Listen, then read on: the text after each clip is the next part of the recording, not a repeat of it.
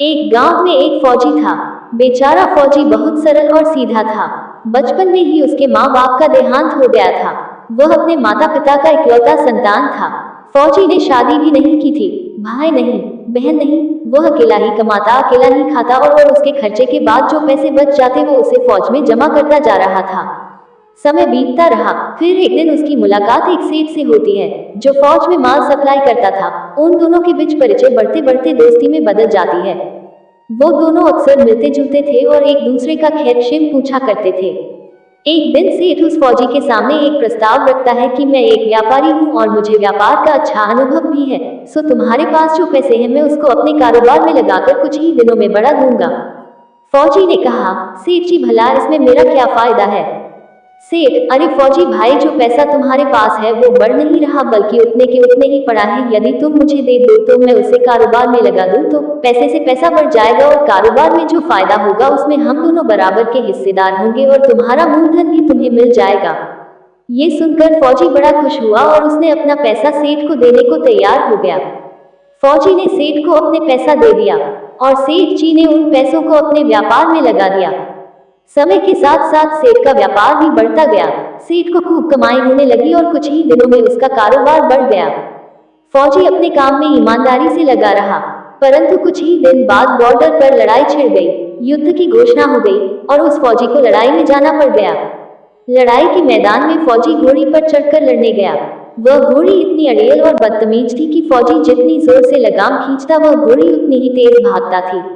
लगाम इतनी बार खींचते खींचते उस घोड़ी के गलफे तक कट फट गया, मगर वो फिर भी फौजी के वश में नहीं आ रही थी। परिणाम ये हुआ कि घोड़ी दौड़कर दुश्मनों के गोल घेरे में जाकर खड़ी हो गई। दुर्भाग्य से फौजी दुश्मनों से बुरी तरह घिर गया और लड़ते लड़ते वीरगति को प्राप्त हो गया और अंततः वह घोड़ी भी मरी जाती है। जब सेठ को यह समाचार मिला कि युद्ध में फौजी की मौत हो गई तो वो अंदर ही अंदर बहुत खुश हो गया। सेठ का खुश होना उसके नियत की गवाही दे रही थी। सेठ को मालूम था कि उस फौजी का कोई वारिस तो है नहीं, तो अब ये पैसा किसी को देना भी नहीं पड़ेगा। सेठ मन ही मन ये सोचकर बहुत खुश हुआ कि अब मेरे पास पैसा भी हो गया और मेरा बिजनेस भी चमक गया। अब पैसा लेने वाला भी कोई नहीं रहा, ये सोचकर सेठ बहुत खुश हुआ। समय का चक्र घूमते देर नहीं लगता। कुछ ही दिनों के बाद सेठ जी के घर में खुशियां आई। उनके घर लड़का पैदा हुआ। अब सेठ जी की खुशी का ठिकाना नहीं कि भगवान की बड़ी दया है उन पर। सेठ की तो मानो लॉटरी लग गई हो, उसके पास खूब पैसा भी हो गया, उसका व्यापार भी खूब चल पड़ा और भगवान की कृपा से लड़का भी हो गया और अब कोई लेने वाला भी नहीं रहा। सेठ जी बहुत खुश हुए। धीरे धीरे समय निकलता रहा और सेठ का वो लड़का बड़ा हो गया। वह लड़का समझदार था और पढ़ने में होशियार था। सेठ जी ने उसे ठीक से पढ़ाया लिखाया। जब वह लड़का पढ़ लिख कर बड़ा हो गया तो सेठ ने सोचा कि अब ये मेरा कारोबार संभाल लेगा। कुछ दिनों बाद सेठ ने अपने बेटे की शादी करा दी। शादी करते ही उनके घर में बहुरानी आ गई। अब सेठ ने सोचा कि चलो बेटे की शादी हो गई, अब कारोबार संभाल लेगा। लेकिन कुछ दिन में उसके बेटे की अचानक तबीयत खराब हो गई। अब सेठ अपने बेटे को डॉक्टर के पास, हकीम के पास, वैद्य के पास दौड़ दौड़ के थक चुके हैं। वैद्य जी जो भी दवा दे रहे हैं वो दवा कोई असर नहीं दिखा रही है। बीमारी बढ़ती ही जा रही थी। खूब पैसा बर्बाद हो रहा है पर बीमारी ठीक होने के बजाय और बढ़ती ही जा रही है। रोग खत्म नहीं हो रहा है और पैसा भी खूब लग रहा है। अंत में डॉक्टर ने भी हार मान ली और कह दिया कि मर्ज लाइलाज हो गया है, इसको कोई असाध्य रोग हो गया है और तुम्हारा ये बच्चा 2 दिन में मर जाएगा। डॉक्टरों एवं वैद्यों के जवाब देने पर सेठ निराश होकर बेटे को लेकर रोते बिलखते हुए आ रहे थे कि रास्ते में एक आदमी मिला। उसने कहा, सेठ जी क्या हुआ, बहुत दुखी लग रहे हो, क्या बात है? सेठ ने कहा, ये हमारा बेटा है, ये अब जवान है। हमने सोचा था ये हमारे बुढ़ापे की लाठी बनकर मदद करेगा, पर अब ये बीमार हो गया है। बीमार होते ही हमने इसके इलाज के लिए खूब पैसा खर्च किया, जिसने जितना मांगा उतना दिया, लेकिन आज डॉक्टरों ने जवाब दे दिया अब ये बचेगा नहीं। डॉक्टर ने बताया कि इसे असाध्य रोग हो गया है जो लाइलाज मर्ज है। अब इसे घर ले जाओ, ये 2 दिन से ज्यादा नहीं बचेगा। कहाँ नहीं इलाज कराया, अपने जीवन भर की कमाई लगा दी इसे बचने में, फिर भी इसका बचाना मुश्किल लग रहा है। अब तो जेब में 2 आने ही बचे हैं। उस आदमी ने कहा, अरे सेठ जी तुम दिल छोटा मत करो, अधीर क्यों होते हो? आप मेरे घर के पास आ जाओ, वहाँ मेरे पड़ोस में एक वैद्य जी दवा देते हैं। उनकी 2 आने की पुड़िया खाकर मुर्दा भी उठकर खड़ा हो जाता है। बस अब बिना देर किए जल्दी से तुम वैद्य जी की दवा ले आओ। सेठ जी दौड़कर गए और वैद्य जी को सारा हाल कह सुनाया। वैद्य जी ने सेठ को दवाने की पुड़िया दी जिसे वो ले आए। उसने दवाई की पुड़िया अपने बेटे को खिलाई, पर बच्चा पुड़िया खाते ही मर गया। अब सेठ जी का रो रो के बुरा हाल है। सेठानी भी बदहवास रोए जा रही थी और घर में बहुरानी और पूरा गांव भी रो रहा था। पूरे गांव में एक खबर फैल गई कि सेठ जी का बेटा भरी जवानी में मर गया और बहुरानी का जीवन जवानी में ही बर्बाद हो गया। बेचारी टूट ही गई है। तभी गांव में अचानक एक महात्मा जी आ जाते हैं। महात्मा ने गांव वालों से पूछा, भाई क्या कोई बताएगा ये रोना धोना क्यों है?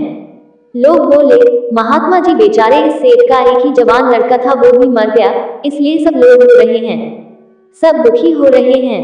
महात्मा बोले, सेठ जी ये रोना धोना क्यों? सेठ, महाराज जी आप कैसी बात करते हो, जिसका जवान बेटा मर जाए वो रोएगा नहीं तो भला क्या करेगा?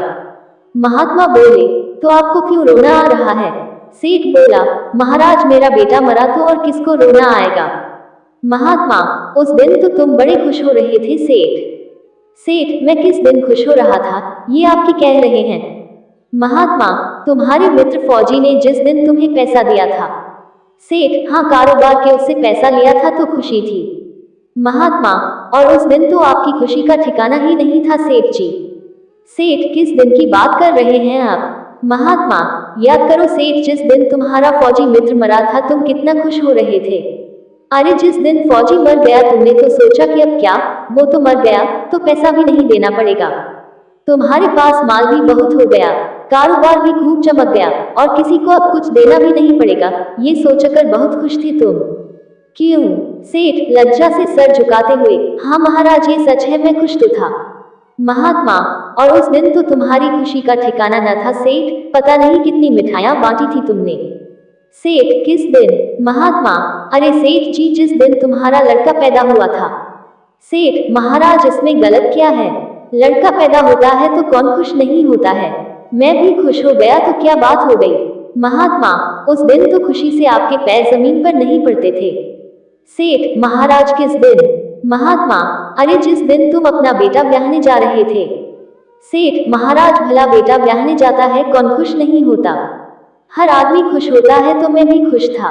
महात्मा, जब इतनी बार खुश हो गए सेठ तो जरा सी बात के लिए रोक क्यों रहे हो? सेठ, महाराज ये आपको जरा सी बात लगता है, मेरा जवान बेटा मर गया ये जरा सी बात है क्या? महात्मा, अरे सेठ जी शायद तुम अब भी नहीं समझे, वही तुम्हारा फौजी दोस्त अपना पैसा लेने के लिए तुम्हारे घर बेटा बनकर आ गया। उसकी पढ़ाई लिखाई में, खाने में, पहनने में और उसके शौक में श्रृंगार में जितना धन लगाना था तुमने लगाया, और उसकी शादी ब्याह में कुछ लग गया, और बचा कुचा ब्याज दर ब्याज लगाकर उसने डॉक्टरों को दिलवा दिया। अब जब तुम्हारी जेब में मात्रा 2 आने पैसे बच गए, वो भी वैद्य जी को दिलवा दिए और 2 पैसे का पुड़िया खाकर चल दिया।